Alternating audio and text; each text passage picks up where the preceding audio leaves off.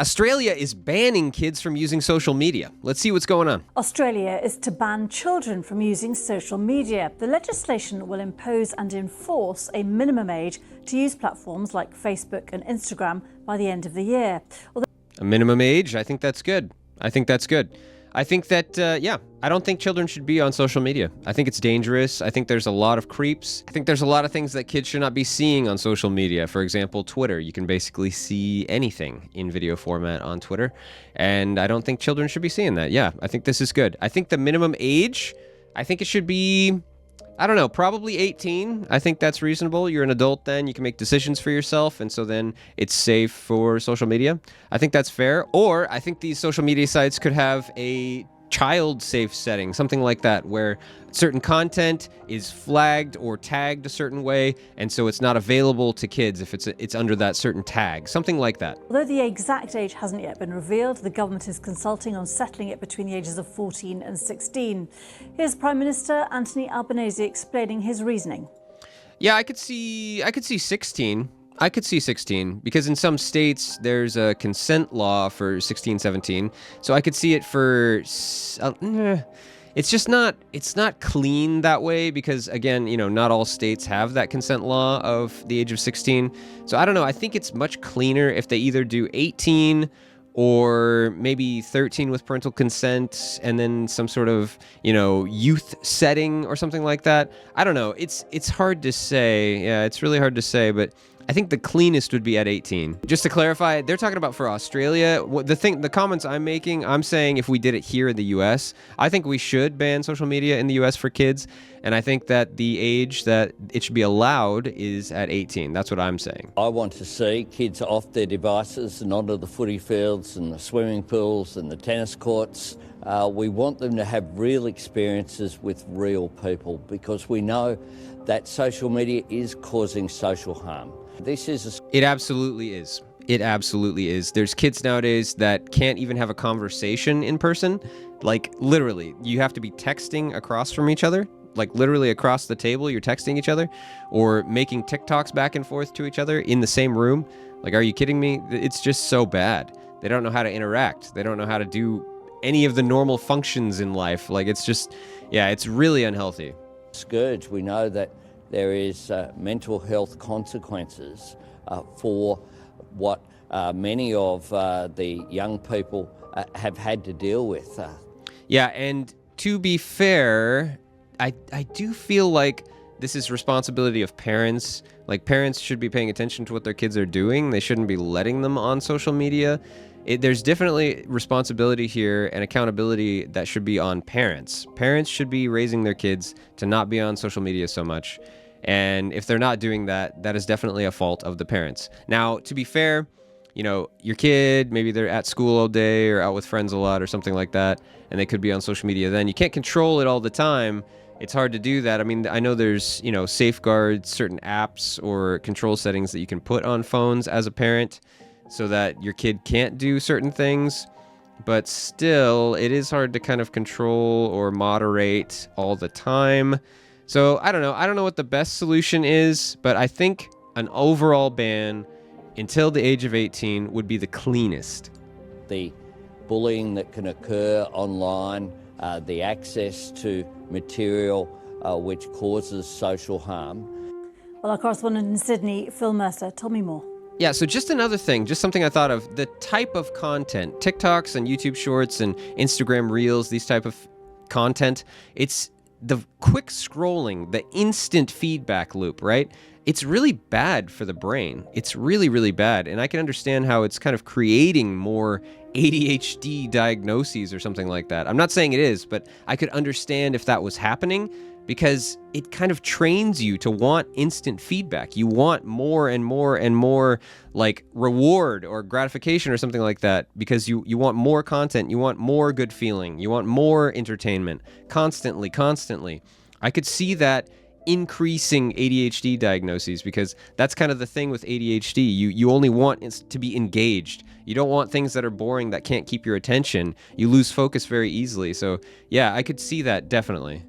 Also, we heard there from the Australian Prime Minister Anthony Albanese. He doesn't want an Australian child's best friend to be a device. He wants them out on the football field or playing netball on a court. So what his government is proposing, that before the next election, which is due before May of next year. Yeah, honestly, seriously, I think this is huge. to be unironic here and just say, like, kids, please go outside and touch grass. Please go outside and touch grass. Really, it's the best thing for a kid to learn to play with other kids outside. Go run around, go scrape up the knees a little bit. Not a big deal. That's life. You should learn how to fall down and get back up. That's part of it. Go play, go have a good time outside, build some forts and, I don't know, play little stick fights and stuff. Like, just, yeah, it's really important. I think it's really important for the growth of a kid.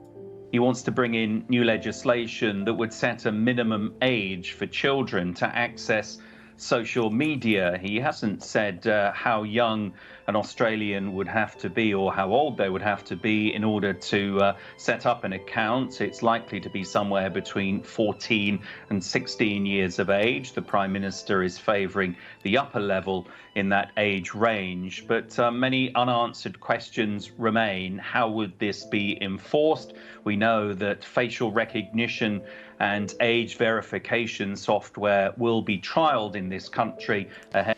Yeah, I think this is good. I really think this is good. I think this is a good move, honestly. Yeah, and I think it should be adapted in the United States as well. I think probably, like I said, the age of 18 would be the cleanest, the easiest to implement, because then, it lines up with other things where across the board, federally, you're considered a adult, who can consent for themselves and everything at the age of 18. So I think age of 18 would work the best here in the United States. But that would be very difficult to adopt, I think. I think a lot of parents and a lot of kids would fight that because they're so used to social media. But I don't know. I think it's a good thing. I really do. I think social media is super unhealthy, super bad for the mind, super bad for the brain. Yeah. It could do a lot of good, I think, if we adapted that here. Ahead of any specifics relating to this legislation. So essentially, Anthony Albanese, the Prime Minister, wants to clamp down on young people's use of social media because he says that parents are worried sick about what their experiences might be. And at the moment, there is already supposed to be an age limit imposed by people like Facebook and Instagram, who want users to be, I think, at least 13 years old. But the question is going to be partly around enforcement and personal liberty and freedom, I guess. Yeah, I really think this is a good thing. There's just so much crap on social media that is really bad for kids to see, especially Twitter, because basically everything is allowed on Twitter in video format. You could be seeing corn, you know what I'm saying? You could be seeing that kind of stuff on there. You could be seeing people unaliving themselves or others, that kind of stuff. I mean, I've seen some crazy clips on Twitter. You can see basically anything on there, and it's just not good for a kid to see. There's something to be said about holding on to a kid's innocence for as long as possible, just kind of enjoying life and learning and growing as much as they can before they see all these horrible things or kind of gruesome or, very intimate things. I think it's better overall for a kid's development to not be exposed to that kind of stuff until later, if at all. Well, this debate is ongoing not in Australia, but as you say, right around the world. How much time on a device is good and what should young people be consuming? Now, people who are I wonder, since they're going this route, since they're addressing social media, I wonder if they'll pull a move, and I'm talking about Australia specifically here, I wonder if they'll pull a move kind of like China, where they put a time limit on young people's gaming time. I wonder if they'll go that route, do stuff like that. Because it seems like Australia is a bit more progressive here with their policies, especially, putting something like, or considering and working on putting something like this into effect. It seems like it's only a little short jump away from implementing something like I said from China, where they kind of put a time limit on young people's gaming time. It really seems like they could go that route, and I wonder if they'll do stuff like that. Concerned about Australia's rush to impose a minimum age, say that essentially it would deprive Australian children of the benefits of social media. For many young people, they happily use social media as a way to connect with their friends, to be educated. You can connect with your friends just fine through text or a video call. That's crazy, right? That's crazy. Yeah, you don't need social media for those things. Talking about depriving them of things, of ways to learn or whatever, you know, you can go onto YouTube and you can watch videos and learn plenty there. There's other websites that are not considered social media where you can learn plenty there. Supplemental learning sites. It's, you know, this is a very poor argument that the kids are missing out on interacting with their friends or being able to learn on websites or whatever. There's tons of alternatives that are not considered social media where you don't have those social media interactions. So I don't know. This is very weak arguing in my opinion. And informed. And what some critics of the Prime Minister want is not this sledgehammer approach to imposing a minimum age, but more work to be done to make the internet more appropriate and accessible for children. So it is a massive debate in this country. That's very dangerous. I don't like that at all. Talking about making the internet more appropriate or accessible for kids? No.